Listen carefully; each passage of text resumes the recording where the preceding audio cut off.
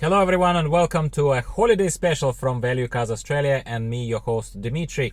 Today we are changing the pace. It's an off topic as I'm just back from holidays where I spent 10 days in glorious Bali riding a scooter around and applying certain learnings that I've accumulated before and had finally a chance to prove to myself in practice. And I was really looking forward to connecting with my audience and having this little fun off topic video, as I said, to share what I've learned with you, and hopefully it will help you maybe to have a lot of fun during your next holiday. So let's jump straight into this. First of all, to ride a scooter in Bali, do not delude yourselves by thinking that I will just do what a lot of those shirtless expats do. I will just hire a scooter and just ride off, because how hard can it be, right? It's just a scooter. Well, my friends, I am ashamed to say that I had a similar train of thought earlier when I was just contemplating, and that was years ago, by the way. And I can tell you that that is an illusion. It is not hard. It's not rocket science, especially as you get into the groove of it. That's the point of this whole video, if you listen to the end, right? But at the same time, you do need to learn to ride a scooter before you get there. Bali is not a place where you learn the absolute basics, how you mount a bike, how you dismount a bike, how you brake, how you indicate. It is not the place to do it. The traffic is friendly but busy, very, very, very busy. And I'll explain both of these terms. What does friendly mean? What does super busy mean? And you will see plenty of the raw footage that I'm putting kind of in the background and on the side of this to show to you what busy looks like. It's rather crazy at times and rather intimidating. So you need to know the basics. How do you learn the basics? Well, it depends on where you live, but ultimately I would just sign up for a short learner's course, for rider's course. In Sydney, for example, there is one of the massive and best known providers is Heart.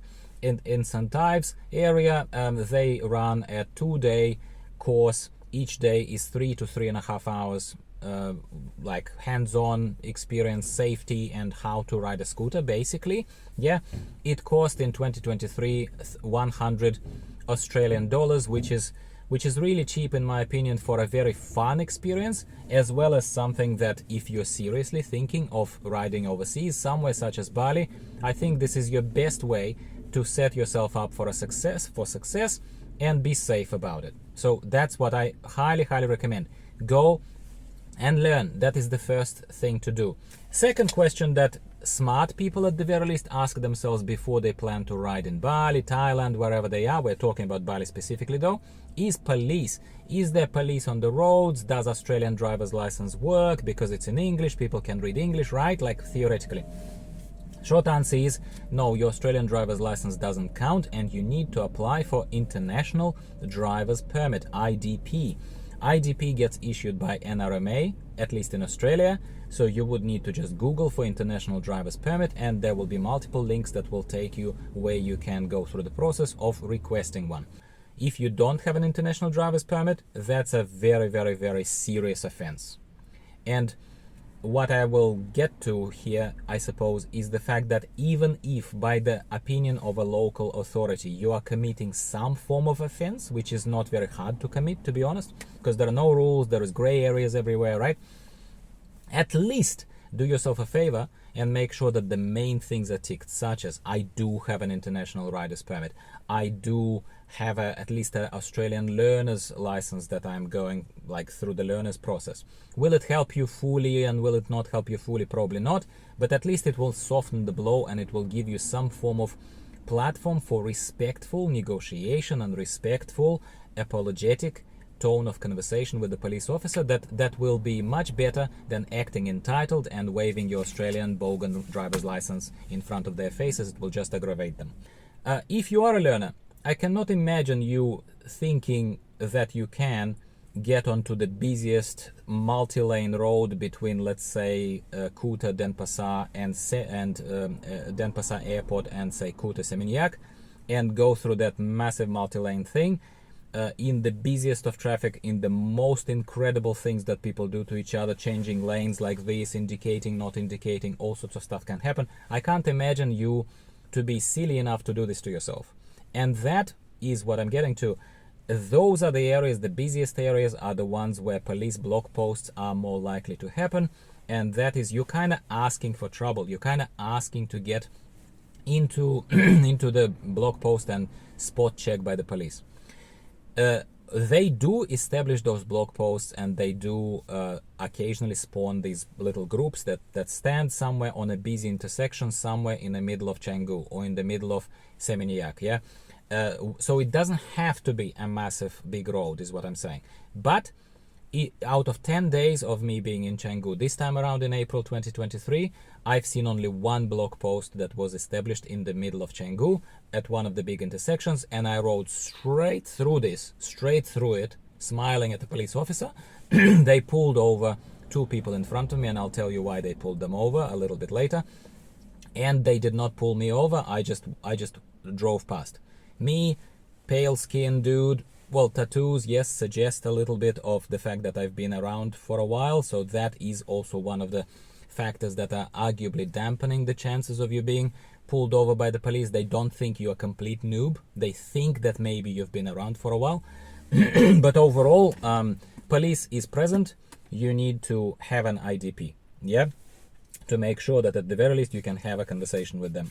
Now, the point that I was keen to get to, and it's very related to the serious offenses and to the police and all that kind of stuff, is the helmet. Do not think for a split second that you can ride without a helmet, and it is not just about your safety. While safety is critical, safety is very important. Conditions on the road are changing, you are not a very experienced rider yet, yada yada, anything can happen. Helmet is mandatory, by the way, before you ask, for both you and the passenger. I've seen far too many cases, where expats, completely blasé, shirtless, with a shirt, without a shirt, riding around alone or with a passenger, no helmets on. Or maybe one of the people has a helmet and another one doesn't have a helmet. They think that that is okay. That is the silliest thing to do ever. And speaking of the police, final word about the police, helmet, presence of a helmet on your head is the first and primary dominating statistically reason for them to pull you over. They see you without a helmet, guaranteed they'll pull you over. Results will vary. Some people on YouTube tell in their kind of bravely narrated, I suppose, similar advice to riders, just carry around 50 bucks Australian in your pocket, give it to the police officer and you'll be fine. Mate, that's the stupidest thing I've ever heard, okay? First of all, have you ever seen these blog posts? It's not one dodgy looking police officer guy yawning there and asking you to follow them around the corner where you can give them anything. It is 10, 15 people looking at each other. I do not even know, and I'm not a wallflower, I do not even know how would I even ever approach a person with a banknote. That is offense. That is a massive offense. So do not think that having a 50 bucks in a pocket is going to save you. So best thing for you is to, yes, there is a certain risk associated with everything, yeah, especially if you don't have a rider's license, but you have only a car license, yeah, IDP. But best thing is, have a helmet, indicate, I will talk to you about indication soon, and absolutely be respectful to the police. It's always a negotiation. They might let you off, yeah, issue you on the spot fine, but you are not going to try and bribe them. And if you're riding without a helmet, excuse me, my friend, you're an idiot. Point number 4 is what bike, what scooter to get, and also where to get it from. Yeah. So a lot of reviews. I watched a lot of reviews in anticipation, kind of excited anticipation of my holiday, and I was thinking that so a lot of advices will tell you that first of all, in Bali at the very least, the two most commonly used, there are lots of different scooters, but the two most commonly used scooters at the very least for rentals are going to be Honda Scoopy, the tiny cute one that I had, and the Honda Vario. Honda Vario is a tiny bit more. So Honda Scoopy is 110 milliliters engine, tiny little engine, and Honda Vario is 125 milliliters. Okay, a little bit better.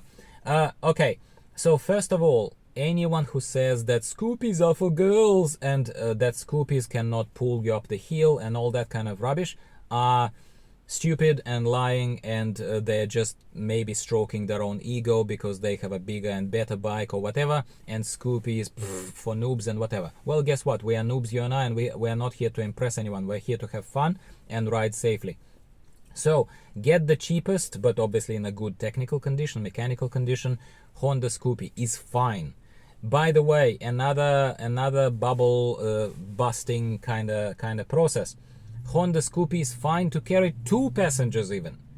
It's not even just, oh, it's too tiny. Unless you're a massive 150 kilo dude, like that Russian guy who I'm translating the videos from in my other videos on the channel. Unless you're that kind of size dude, you will be fine. If you're my size, averagely sized, person, with a person at the back even, you're gonna be fine. So Scoopy is okay. How much does it cost? It costs vary. It also depends on the area of Bali. Canggu is more expensive than Ubud, for example, and the cost varies between $7 and $10 Australian per day. So I got my Scoopy for $7 because it was a bit banged up, but I couldn't care less about the scratches, and I was a relatively nervous, relatively cautious rider to start with. So I was completely fine, and I had the best time. It was the best bike. I will always remember it fondly. Now, speaking of the where to get the bike from, I recommend, so any decent villa, any decent hotel, they will try and make contact with you before you land even, to organize the pickup from the airport, that kind of stuff. That's where you can tell them, hey, could you advise us on the local possibilities of where to get the scooter from?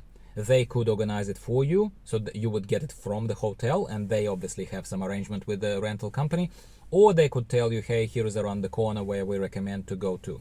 It's always good to go by recommendation. It's never the best idea to just talk to some dudes who may or may not be dodgy. It doesn't matter, but it is never a really good idea to try and save $1 per day and go to some people who are just renting out some dusty scooter on the corner of the street. You don't know who these people are. You don't know who this scooter is. I wouldn't do it, okay? Go to the company or go through the hotel. That's it. Insurance. Some of these rental companies that I've seen in Canggu, they even offer you some kind of insurance also when you rent a bike from them. You as Australian person, you as a person who rides the car with insurance, you think that that's the best thing. So you need an insurance for a peace of mind, blah, blah, blah. You probably do, but realistically, my friend, I don't think that it will ever come to that. First of all, you don't want to be in a situation where insurance is necessary. I know it's easier said than done, but that should be your mindset. Do not get to the point when you need insurance. And secondly, please understand that if your international rider's permit does not tick, for example, every box of being A, international rider's permit, B, all stamps are present that allow you to ride in addition to driving and stuff like this. Unless every dot is dotted and every T is crossed, everything in every tick box is ticked, then even if you have an insurance that is not sitting there hoping, oh, I'm just looking forward to paying them the money for some stupid stuff that they've done. Understand that the conditions and clauses, you will be lost in them if you ever come to that insurance situation, okay? I'm not saying don't get one. I'm just saying don't get hung up on it. And let's talk now about carrying passengers. So first and foremost, very, very simple thing that I learned at heart and online and now from practice is that generally, if you're a learner, if you're a newbie, especially in a very busy new environment such as Bali, I don't recommend riding with a pillion passenger. I do not recommend it, end of the story, okay? But if you're there with your wife and you kind of have to, and your wife is courageous and you are promising to yourself and to her that you will be very, very careful and all that kind of stuff, first things first, you make sure you learned how to ride. Do not learn riding with a passenger at the back. That's a suicide, okay? Secondly, helmets for both yourself and your partner, whoever his friend is with you, even if they can't be bothered putting it because it will mess up their hair. Helmets for both. Absolutely, yeah? Secondly, or thirdly, whatever, have an arrangement with them before you get on a scooter. The traffic is fairly slow and you will be maybe riding at about 30 kilometers an hour, 40 kilometers an hour on straight stretches. You will not be riding faster than 40, 45 kilometers an hour. I think I sped up to 50 at one stretch, which was safe and all very good, but speeds are low. At those speeds, some communication, some conversation is possible, especially when it's not your very first few minutes on the road, but especially if you've done a few hours, if it's your second, third day. You kind of are not as stiff, I suppose, yeah? My recommendation is that keep it simple. First of all, always make sure that the foot pegs are out for the passenger to place their feet. As a rider, be very, very aware that their knees are a little bit out. Your knees are in on a scooter, their knees are a little bit out. Make sure you're aware of the cars passing by, trees being here on the left if you are going too close to the left. In some situations it's possible, and that kind of stuff. Be aware of the passenger, the physics and increased mass of the whole thing. Yeah. There is a very good saying that will be with me now forever, is that when you have a pillion passenger, maneuverability is 50% and responsibility is 200%. Remember that. That is also part of the reason why I don't recommend carrying a pillion passenger unless you're an expert, unless you're much better at riding in Bali. Yeah. And as far as instructions are concerned, my recommendation is to not tell them to lean anywhere in any direction. Just tell them to be a sack of potatoes, as they say in some other videos. I like that. Recommendation is the truth. Tell them to hold on to your waist or hold on to the handles all the time, and tell them to simply sit in the middle, leaning a little bit forward towards you, not leaning backwards. And beyond that, it's on you, my friend. It is your responsibility. Yeah. So that is what I can say. Indication, always indicate. You will see some people, locals and who are passing you by, overtaking you, whatever, and some other super confident, shirtless and helmetless, suicidal expats on the bikes around. They sometimes don't indicate. You don't care. You indicate. You indicate. There is no statistics available, but I'm sure if you don't indicate and start suddenly changing lanes and whatever you do, especially not being super confident and maybe being a bit wobbly on a bike, my friend, you are just asking for trouble, okay? Don't do it. Don't do it, okay? Always indicate. And with that comes what? With that comes learning and training before you get on the road. Do not ever look down to look for your indicators. Oh, where are my indicators? You're dead if you do that. Find out with your thumb, indicator needs to be here. You need to feel it, and you need to know where your horn is. We'll talk about horn in a second. And you need to know where your indicators are all the time. You do not look down, ever. That is the safety rule number one. The bike goes where you're looking. You look there, that's where the bike goes. You always look, you always scan, you always look at the mirrors, yeah? I'm not here to rehash the core driving. This is just tips on how to ride in Bali. It's not the tips on how to ride full stop, okay? But you don't look down. You know where indicator is, and you do indicate your intention to turn. Always never look down, and always indicate.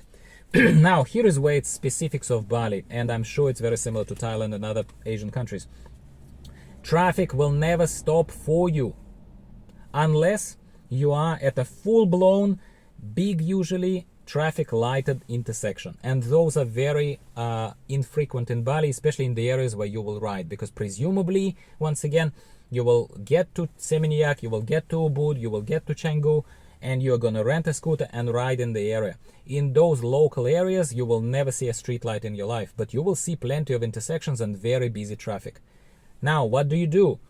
You stay in your lane, especially when you are going straight and not particularly confident. You stay in the leftmost lane.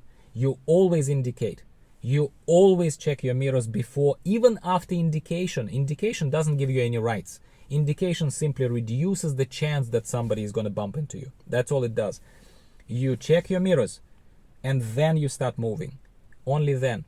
You're coming to an intersection, you're slowing down. Of course you're slowing down, they have the right of way, and you will see all this mess happening, everyone going in front of everyone, like traffic weaves in. What I meant very earlier on in this video by saying the traffic is friendly, it's not Sydney for you, where people, nobody knows exactly what possesses these people and why do they need to be ahead of you by 2 seconds, and they have to do stuff. In Bali, people will wait, it's cool, but it doesn't mean they will stop. You indicate, you slow down at the intersection, sort of waiting for a gap to turn. They might slow down a little bit, but they will not stop. They will give you a bit of a gap. But mentally, here is how and that's my definition, I didn't learn it from somewhere else, it's how I would phrase it. In Bali, traffic is very similar, and turning and merging is very similar to how you merge with a highway in Australia. When there are cars on a highway, if you're lucky, the car is going to change the lane, giving you a bit of a gap to merge. But in some cases, especially Bogans, Central Coast, hello, they are not going to do it. So it's on you to manage your speed, to merge with the speed of the traffic, and to look for a gap between the two scooters or cars or whatever, and that's when you will merge in. With the intersections, it is a very interesting, tricky thing. Can be a separate video completely on that. But ultimately, you look for a gap, you don't expect them to stop, and you nudge ahead. You continue nudging. You continue approaching that point of the actual committed turn, where you commit and turn, yeah? Safely, of course, safely, because you don't expect them to stop. That's all I can tell you here. The rest of it you will have to see on the road, because hopefully I was verbose and clear enough with you to explain what I mean. Now, people using the horn, do not let this alert you ever. It is in 99.9% of cases means that nothing is wrong. It means that they are overtaking you. They are overtaking you, and they are not expecting you to look in your mirrors, because they're used to the worst. We need to be the best, but they're used to the worst. That's why they are like, beep, beep. They are just saying that they're overtaking you. Please don't move to the right because I'm overtaking you. That's what it means, okay? In majority of cases. So you will also learn to do the same. You will learn to do the same very, very quickly for your own safety and for safety of others, yeah?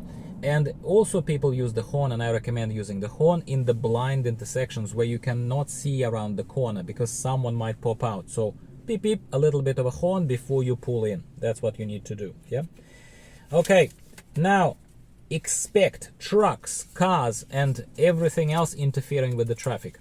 One thing is that scooters obviously dominate in Bali. They are the cheapest mode of transport, the best mode of transport by far. I am a big fan right now with all of these difficulties that I'm telling you about. I'm a massive fan. I wish we had more scooters here in Sydney. But cars, trucks, they'll be reversing. The car might be in front of you, and because the streets are narrow, it might be blocking the whole lane as it goes, like little mini buses driving tourists around or whatever, right? Or a massive truck. It might just stop. It might just come to a complete stop, sometimes without indication. So needless to say that the space needs to be allowed. A lot of space needs to be allowed, yeah, in front of them so that you can react. Don't rush. Simple solution to this. Never aggro, never get aggravated. Slow down. Either they're pulling over just to set off passengers, and if there is oncoming traffic, it might be unsafe for you to overtake. Just wait. Just wait. Or indicate, slowly nudge, make sure you see it, beep beep, and then quickly overtake. That's how you go. But do expect that people are going to be everywhere. Trucks are going to be, if there is an oncoming traffic and the car is coming this way, it's very, very likely that it might, nicely and with a gap, but expecting you to slow down, it might pull into your lane. Into your lane. To park right in front of you, to pull over facing this way, facing me from the oncoming traffic, right? And park right here, right in front of me. Possible. Happened to me multiple times. At first you're like, oh my god. And then you're like, oh, chill, dude. Now, final point. Final point. Is it worth it with all of this trouble? Yes, it's absolutely worth it. Bali, I've been in Bali maybe 7-8 times.